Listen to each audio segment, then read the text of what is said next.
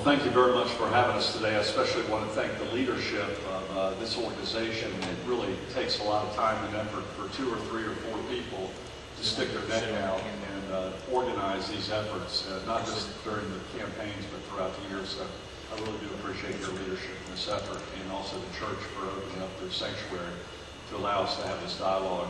I've been very honored to be the mayor of the city of Charlotte for 12 years. It's kind of ironic, though, that this area has not been in the city for 12 years. It's been periodically annexed during the past 7 to 8 years. In fact, the area we're in, I think, was annexed in the past 4 to 6 years, along with UNC Charlotte. And most people don't realize that. But I hope, since you have been annexed, you've noticed that I've been extremely visible in this area.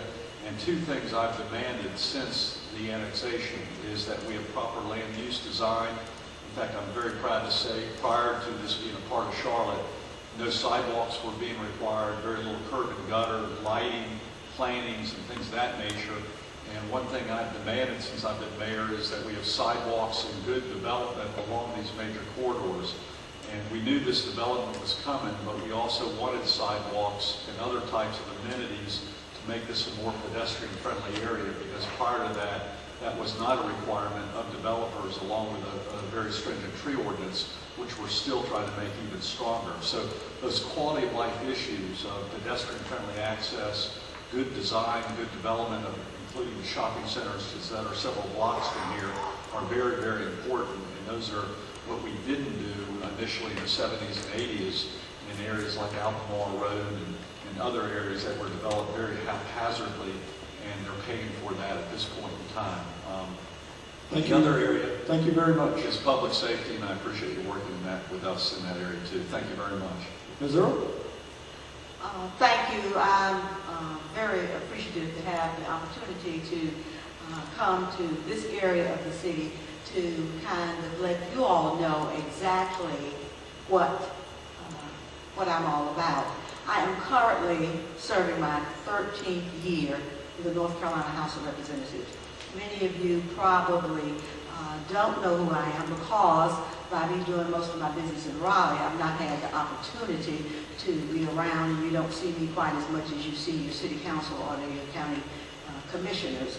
But I have had opportunities for leadership while serving in the House. And basically, that is where I can talk from my perspective of serving the citizens of Mecklenburg County and of Charlotte. I have, for 4 years, I co-chaired the whole budget for the state. And also, I've had the opportunity to chair the budget for Health and Human Services, which is the 2nd largest budget in the state. And I say all that to let you know that I do have the leadership skills and the experience to lead this city. Last year I was ranked number 12 out of 120 legislators in effectiveness.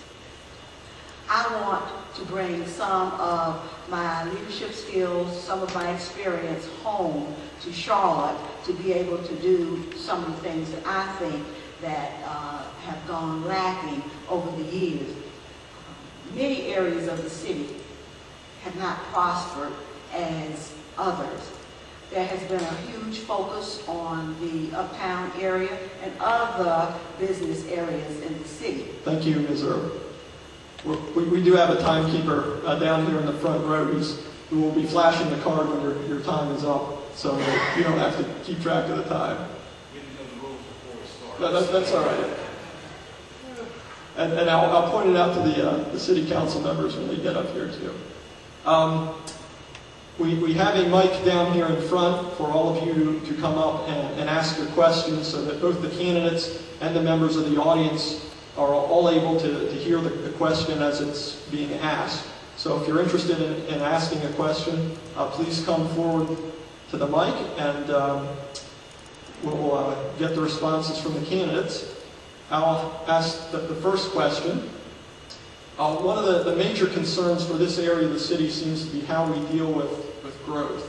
Because growth has a lot of impact on transportation, on education, on public safety, and a whole variety of issues that are critical to the city's management.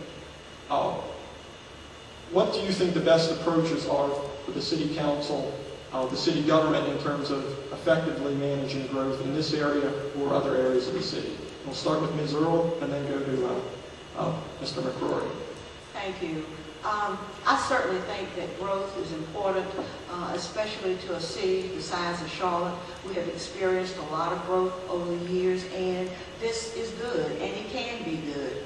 But I think that growth has to be structured and it has to be planned, because the infrastructure has to be there to support this growth. We have to deal with the schools, the overcrowding of the schools, with the roads, and the other issues that are related to growth.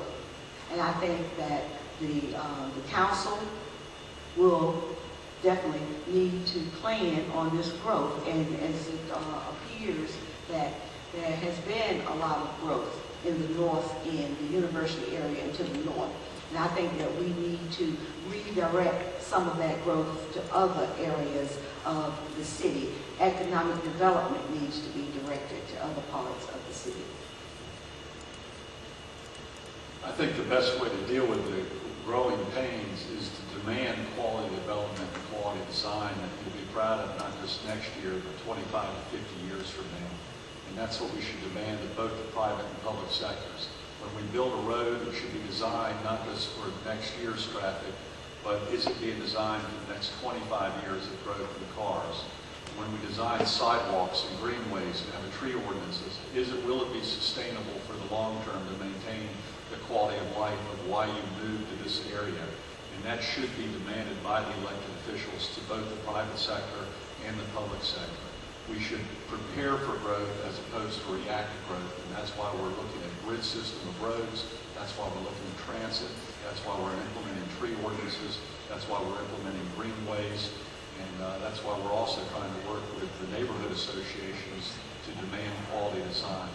Nothing less should be acceptable.